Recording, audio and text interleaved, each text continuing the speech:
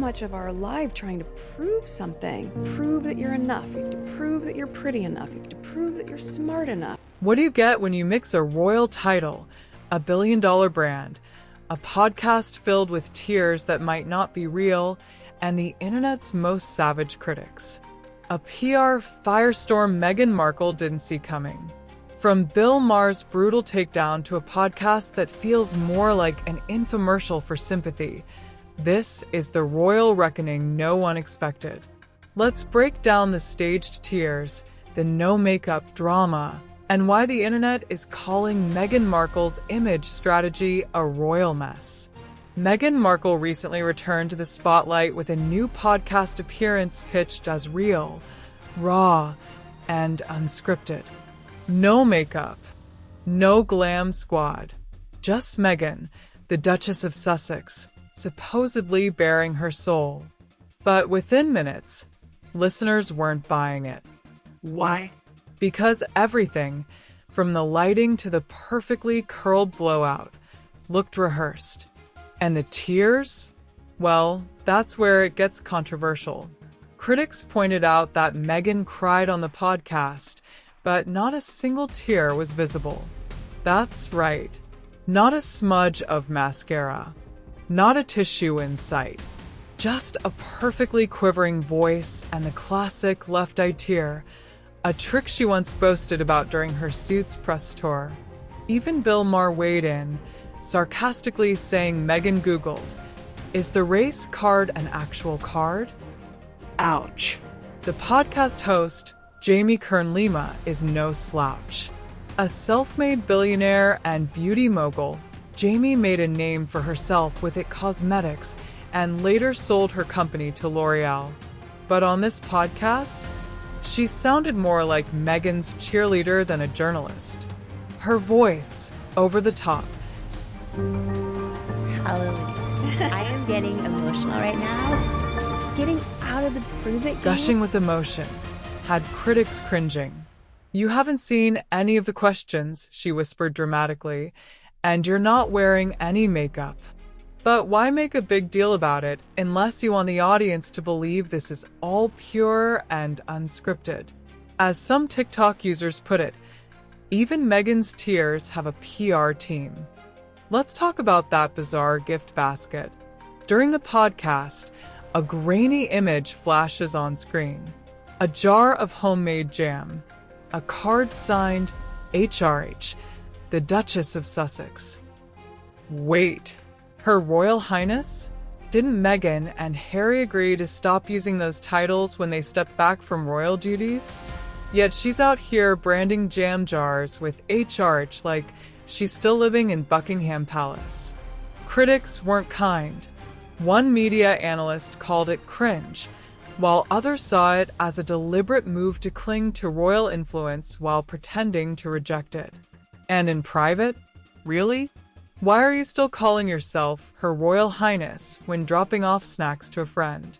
This podcast was supposed to humanize Meghan, to make her relatable, but what it really did was remind listeners just how out of touch she might be.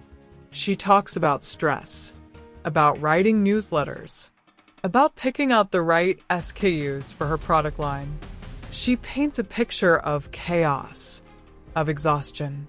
But for most people, that's just called Monday. And yet, she expects sympathy. She wants the world to understand her struggles. But how can you cry about hardship while selling organic honey and dried flower petals for $60 a jar? Even her attempt at seeming like a relatable mom next door fell flat. She says she emails her kids every night. Admirable, sure. But when they turn 18 and open 6,000 unread emails from mom, that's not cute. That's overwhelming. Let's not forget Meghan's surprise appearance at the Time 100 Summit. She didn't make the official list, but she still showed up, dressed to impress, delivering poetic words salad-like. There's magic in the dried flower petals on eggs. Cue collective internet eye roll. Critics immediately pounced. Some said her agency bought her a spot on the stage. Others called her inclusion absurd, pointing out her failing businesses and crumbling PR image.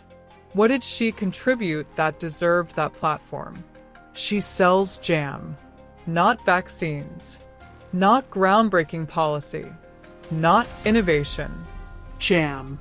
Meanwhile, Prince Harry wasn't helping matters. In a recent BBC interview, he slammed the royal institution for failing to address security concerns. He even invoked the safety of his father's grandchildren. Critics saw it for what it was, a guilt trip wrapped in PR. Calling out King Charles, currently battling cancer, felt like a low blow. UK insiders blasted Harry's tone as manipulative and tone-deaf. The Mirror even reported that Charles no longer trusts private conversations with Harry, fearing they'll end up in the next Netflix doc. One viewer said it best, "It's not a royal family reunion. It's a pity party with a subscription fee." There was a time when Meghan and Harry's victim narrative worked. The world sympathized with their struggles. The racism, the press attacks, the pressure of royal life. But now, The tide is turning. People are exhausted. The lavish lifestyle, the staged authenticity, the contradictions. You can't say you want privacy and then publish a book, do an Oprah interview, release a docuseries, launch a podcast, and attend every red carpet summit available. At some point, the public starts asking, is this vulnerability? Or is it just branding? So, where does this leave Meghan Markle? To her fans, she's a woman misunderstood, fighting the system with grace and ambition. To her critics, she's the Duchess of Drama, selling sympathy like skincare products. Is she the victim she claims to be?